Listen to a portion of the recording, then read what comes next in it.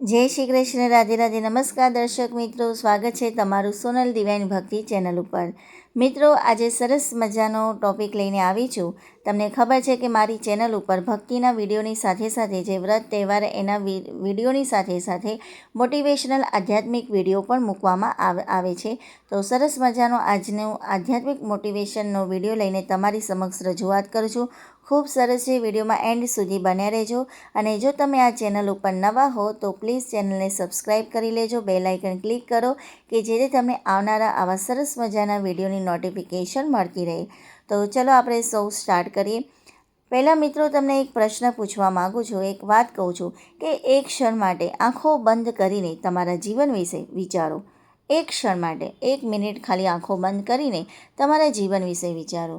શું છેલ્લા કેટલાક સમયથી તમારા જીવનમાં કંઈક બદલાઈ રહ્યું છે? કેટલીક મુશ્કેલીઓ આવી રહી છે? કેટલાક લોકો તમારાથી દૂર થઈ ગયા છે?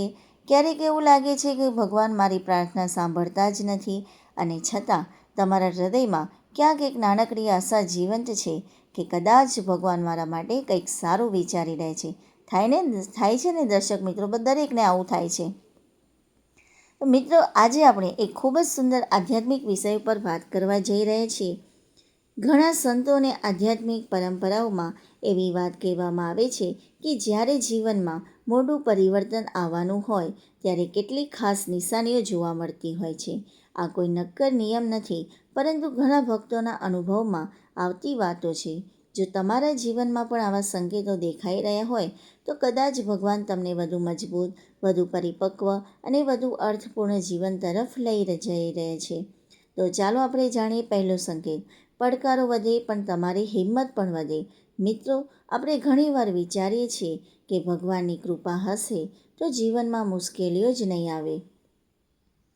પરંતુ શાસ્ત્રો અને મહાન ભક્તોના જીવનમાં આપણે જુદું જ જોયું છે.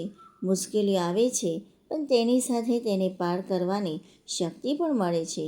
વિચાર કરો, એક વિદ્યાર્થીની પરીક્ષા ત્યારે જ લેવાય છે જ્યારે તે આગળના ધોરણમાં જવા માટે તૈયાર હોય. નાનકડા બાળકને કોલેજની પરીક્ષા આપતા નથી. એ જ રીતે જીવનમાં મોટા પડકારો ઘણી વખત એ વાતનો સંકેત હોઈ શકે છે કે તમે હવે પહેલાં કરતાં વધુ મજબૂત બનવાના માર્ગ ઉપર છો. તેથી મુશ્કેલી આવે ત્યારે માત્ર શા માટે એમ ન પૂછો, ક્યારેક પોતાને પૂછો, આ પરિસ્થિતિ મને શું શીખવવા માટે આવે છે? ઘણીવાર આ પ્રશ્ન જીવન બદલી નાખે છે. અહીંયા નાના બાળકોનું ઉદાહરણ આપ્યું છે. એ ખરેખર આપણે જોઈએ કે ભગવાન છે એ સૌની જે કેપેસિટી હોય એ પ્રમાણે પડકારો આપે છે. જેમ કે નાનો બાળક જે છે એ આપણે જોઈએ કે 2 બાળકો હોય, એક નાનું બાળક હોય અને મોટું બાળક હોય. તો નાના બાળકને આપણે 5 કિલો વજન ઉપાડવાનું નહીં આપે. શાક લેવા જતા હોઈએ તો એને આપણે નાની થેલી પકડાવશું, અને મોટું બાળક હશે તેને મોટી થેલી પકડાવ. તો આપણે સમજીએ છીએ કે માતા પિતા તરીકે આપણે સમજીએ છીએ કે મારું કયું બાળક વધારે વજન ઉંચકી શકે છે, કયું બાળક વધુ વજન નહીં ઉંચકી શકે, એનું લેવલ, એની કેપેસિટી પ્રમાણે આપણે પકડાવીએ છીએ. તો ભગવાન તો એ આપણો મા બાપ છે. એ પણ આપણને ક્યારે એવું નથી કે લાવો આને આટલું બધું આપી દો, પડકારો આપી દો. એવું નથી હોતું. એ પણ ભગવાન પણ આપણી કેપેસિટી જોવે છે, આપણું લેવલ જોવે છે, પછી આપણને એ રીતે મુશ્કેલીઓ આપે છે. બરાબર? તો આ વસ્તુ ધ્યાન રાખવું બહુ સરસ છે.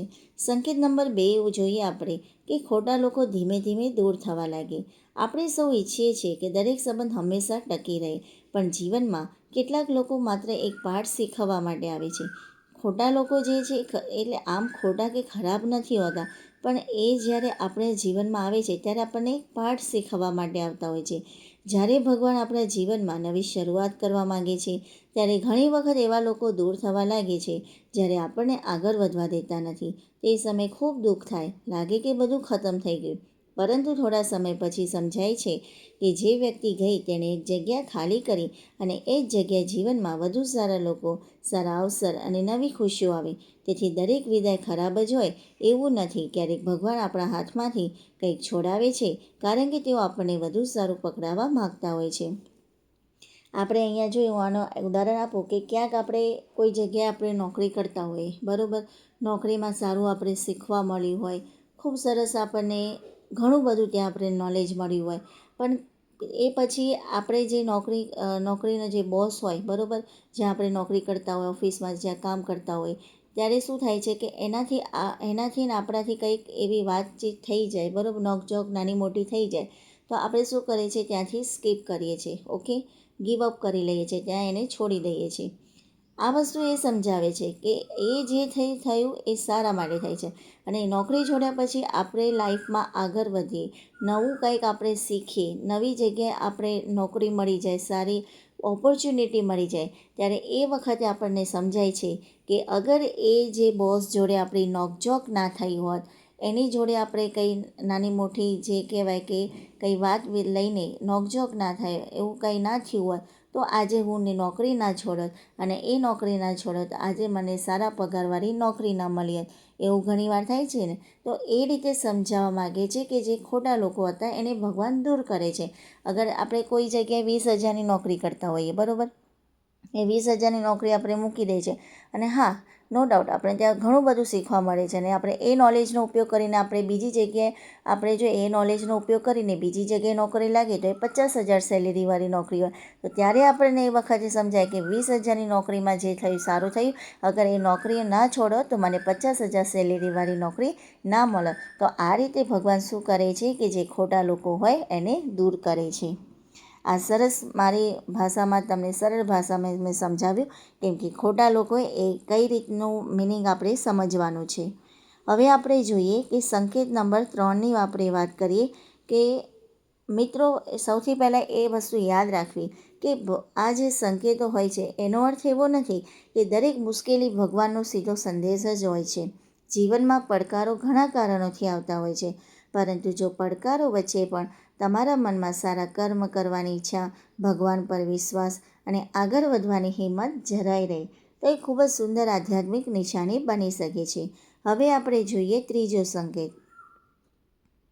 ત્રીજા સંકેતમાં વાત કરવામાં આવી છે કે અચાનક ભગવાન તરફ મન વધુ આકર્ષાવા લાગે.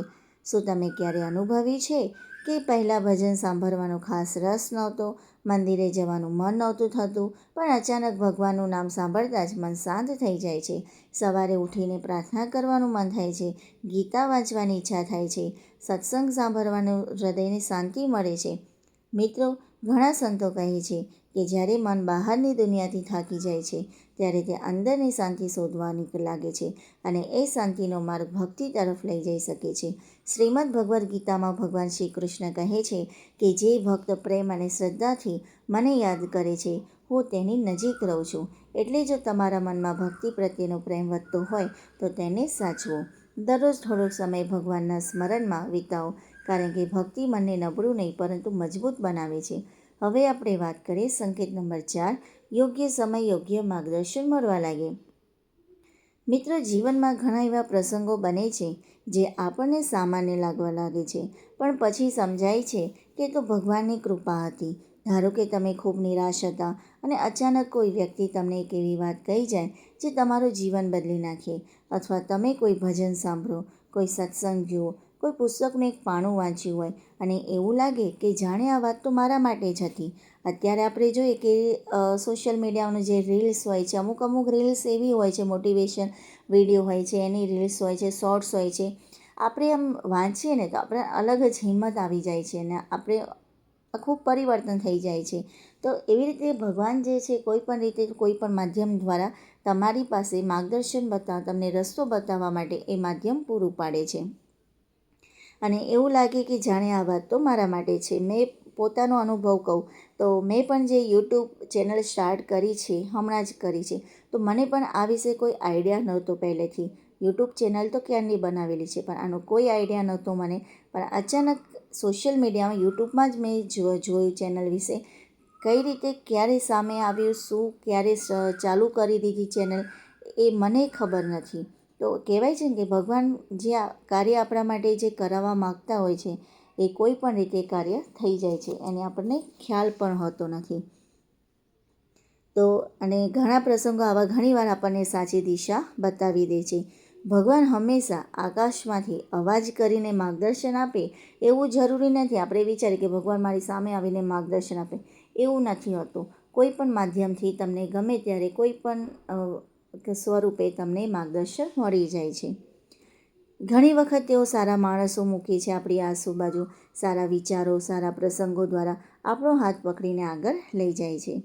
અહીંયા આપણે એક સરસ મજાનું ઉદાહરણ જોઈએ, ધ્રુવજીનું ઉદાહરણ. નાનકડા ધ્રુવને જ્યારે અપમાન મળ્યું ત્યારે તે નિરાશ થઈને બેસી ગયો નહોતો. તે ભગવાનની શોધમાં નીકળ્યો. માર્ગમાં તેને યોગ્ય ગુરુ મળ્યા,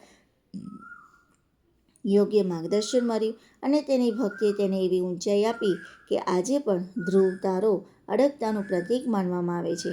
આપણે પણ જીવનમાં યોગ્ય માર્ગદર્શન મળે ત્યારે તેને ભગવાનની કૃપા માનીને સારા માર્ગ ઉપર આગળ વધવું જોઈએ.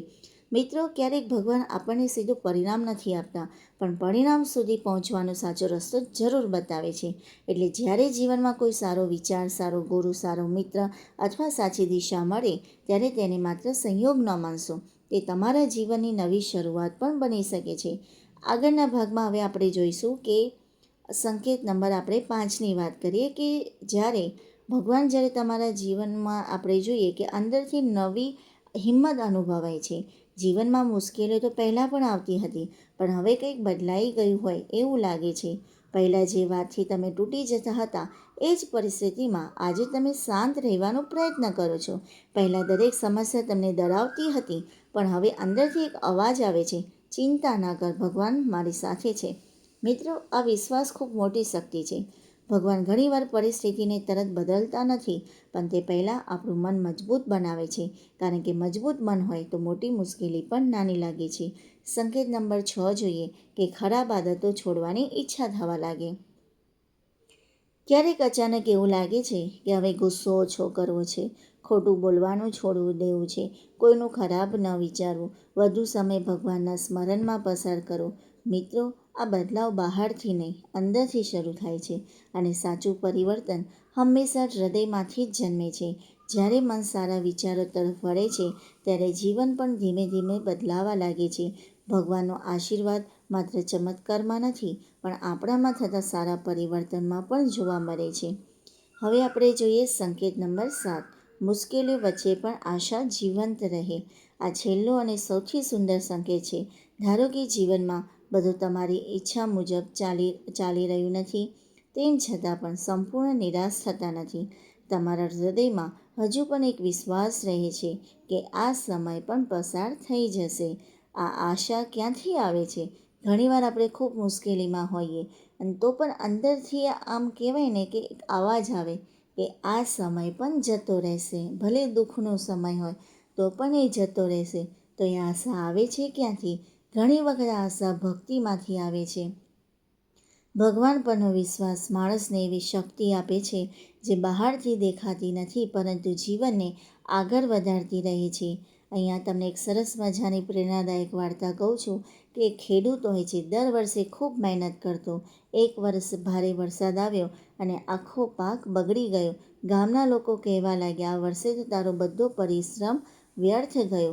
ખેડૂત શાંતિથી બોલ્યો, પાક ગયો છે, પણ મારી મહેનત કરવાની ટેવ નથી ગઈ અને ભગવાન પરનો વિશ્વાસ પણ ગયો નથી.